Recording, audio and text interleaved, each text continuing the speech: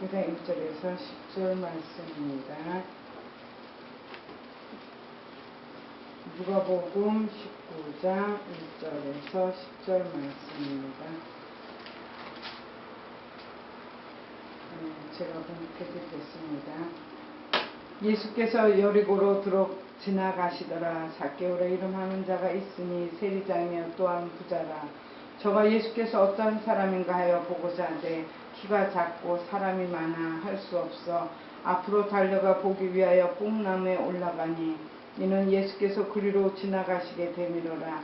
예수께서 그곳에 이르사 우러러 보시고 이르시되 삭개오야 속히 내려오라.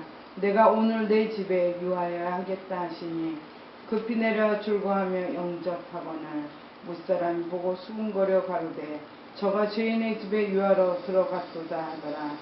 삭개오가 서서 주께 여쭤오되 주여 보시옵소서 내 소유의 절반을 가난한 자들에게 주겠사오며 만일 네 것을 토색한 일이 있으면 4배나 갚겠나이다. 예수께서 이르시되 오늘 구원이 이 집에 이르렀으니 이 사람도 아브라함의 자손이미로다. 인자의 온 곳은 잃어버린 자를 찾아 구원하여 함이로다. 아멘. 여기서 나오는 여리고는 통상인들의 길목입니다. 그래서 세간을 거치는데 본문 2절에 삭개오는 부자로 소개할 만큼 당시 세리의 직업이 돈을 많이 모을 수 있었음을 우리가 짐작할 수가 있습니다. 이 당시 이스라엘은 로마의 식민지였습니다. 그래서 이 세리들을 통해서 세금을 걷게 하는데 예를 들어서 로마에 바치는 세금이 만약에 10만원이다 이렇게 하면은 이 사람들이 10만원만 받아야 되는데 자기 수고비 이런 걸 다 포함해 가지고 한 30만원쯤 받고 10만원은 로마 정부에 갖다 주고 20만원은 자기가 착복하고 이래서 돈을 많이 모을 수 있으면서 자기 민족들을 착취했기 때문에 세리는 인정을 받지 못하고 있었습니다. 그래서 예수님 당시 세리에 대해서 마태복음 21장 32절의 표현으로 봐서는 창녀같이 아주 더럽게 추하게 이렇게 취급되었습니다. 그러니까 돌무화과 나무가 여기서 보면요 키가 큰 나무입니다. 그래서 삭개오는 키가 아주 작았어요. 그래가지고 그 나무에 올라가서 예수님을 보기 원했고 마침내 예수님의 부름을 받아서 자기 집으로 예수님을 모시고 구원을 얻게 된 그러한 사람입니다. 그래서 삭개오, 구원받은 삭개오의 고백인데 오늘은요 구원받은 삭개오가 첫 번째 예수님을 보기 원했습니다. 그러니까 부당한 세금 징수로 부자는 되었겠지만 예수님에 대한 소문을 들었던 삭개오는 예수님이 그의 영혼의 상태를 치유할 수 있을지 궁금했던 것입니다. 그래서 4절에 보면 앞으로 달려가 보기 원했다는 설명이 나옵니다. 여기에서 그는 간절한 관심을 볼 수 있습니다. 여러 궁중 속에서는 예수님을 제대로 볼 수 없습니다. 또 키도 작죠. 키가 크면 뒤에 서서 볼 수 있지만 키도 작고 이래서 이 사람이 체면을 구기더라도 체면 같은 거 살필 겨를이 없었습니다. 돌무화과 나무 위로 올라가서 예수님 보기를 원했습니다. 그래서 여기에서 본다는 말은 에이도라는 말인데 이 에이도라는 말은 단순히 구경한다는 말이 아닙니다. 그러니까 단순하게 예수님을 구경하려고 무화과 나무 위로 올라갔던 것이 아닙니다. 이 여기서 본다는 말 에이도는 깨닫고 이해한다는 말 뜻입니다. 그래서 깨닫고 이해하고 했기 때문에 예수님을 본다는 것입니다. 또 누가복음 19장 3, 4절에 보면 그는 예수께서 어떠한 사람인가 하여 보고자 하되 키가 작고 사람이 많아 할 수 없어 앞으로 달려가 보기 위하여 무화과 나무에 올라가니 이는 예수께서 그리로 지나가시게 되니라. 그러니까 이 사람은 어떤 사람이랬어요? 키가 작다고 그랬죠? 또 사람이 많다고 그랬죠? 사람이 많은데 키가 작은 사람이 어떻게 해요? 볼 수가 없죠. 그래서 앞으로 달려가서 보기 위하여 무화과 나무에 올라갔다고 했습니다. 왜냐하면 예수님께서 무화과 나무 앞으로 지나가시게 되기 때문입니다. 또 잠언서 8장 17절에 보면은요, 나를 사랑하는 자들이 나의 사랑을 입으며 나를 간절히 찾는 자가 나를 만날 것이니라 했습니다. 그러니까 어떤 마음으로 우리가 예수께 오는가, 무슨 관심으로 오는가. 오늘도 우리 축복교회 교인들은 어떤 마음으로 교회 오셨나. 예배 시간에 마음이 딴 데가 있어요. 또 다른 것을 살피게 돼요. 또 다른 생각을 하게 돼요. 그러니까 예배 시간만큼은, 또 설교 시간에는 온전히 하나님 앞에 우리가 내 마음 예수님께 가 있어야 돼요. 다른 곳에 가 있으면 안 돼요. 허탄한 곳에 가 있어도 안 돼요. 나의 관심이 다른 곳에 가 있어도 안 돼요. 교회 와서 앉아서 예배는 드리는데 내 마음이 예수님께 가야 되고 내 관심이 예수님께 가야 되는데, 아이고 오늘 가스는 잘 잠그고 왔나, 우리 손자가 일찍 들어와서 문단속은 잘 했나, 또 여러 가지 이렇게 마음이, 우리 관심이 다른 곳에 갈 수도 있습니다.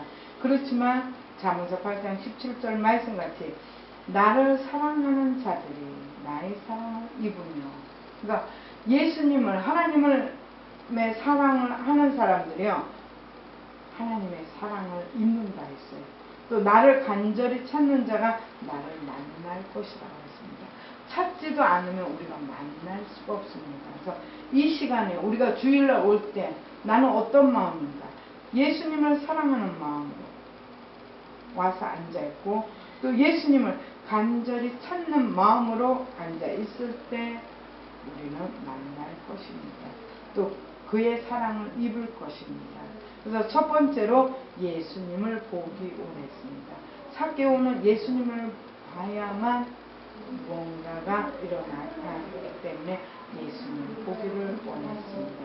두 번째 보면 구원받은 삭개오의 고백은 죄를 구체적으로 회개했다고 했습니다. 예수님께서 지나가시다 나무 위에 앉아 바라보시고 있는 삭개오를 내려오라 하시고 내 집에 유하여야겠다고 하십니다. 급히 내려와 즐겁게 예수님을 영접했습니다. 무사람들의 비난이 있었으나 개의치 않았습니다. 그리고 중요한 것은 회개에 대한 열매가 보였습니다.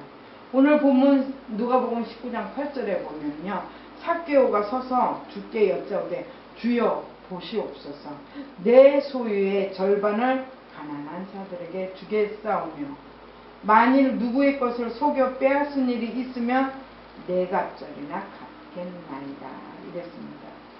구약 율법에 의하면요, 부정에 취한 것을 돌려줄 때 5분의 1을 더해서 상환해야 하고, 또 도적질한 것은 출애굽기 22장 1절에 보면 4배로 갚아야 했습니다.